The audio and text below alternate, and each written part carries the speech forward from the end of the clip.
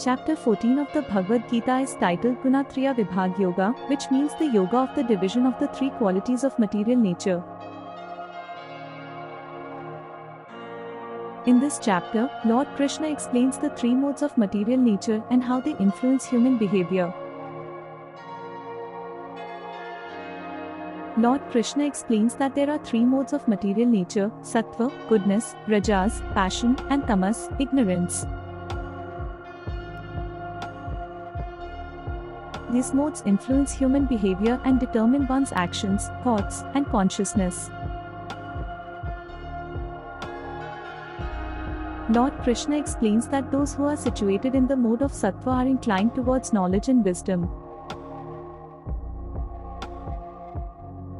Those in Rajas are inclined towards activity and passion, and those in Tamas are inclined towards laziness and ignorance. Lord Krishna also explains that one can transcend these modes by developing spiritual knowledge and cultivating devotion to Him. He emphasizes the importance of surrendering to Him and serving Him with love and devotion. In summary, Chapter 14 of the Bhagavad Gita explains the three modes of material nature and how they influence human behavior.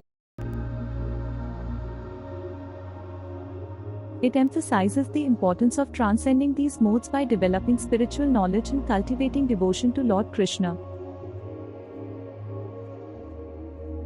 The chapter teaches that by surrendering to Him and serving Him with love and devotion, one can attain liberation from the material world.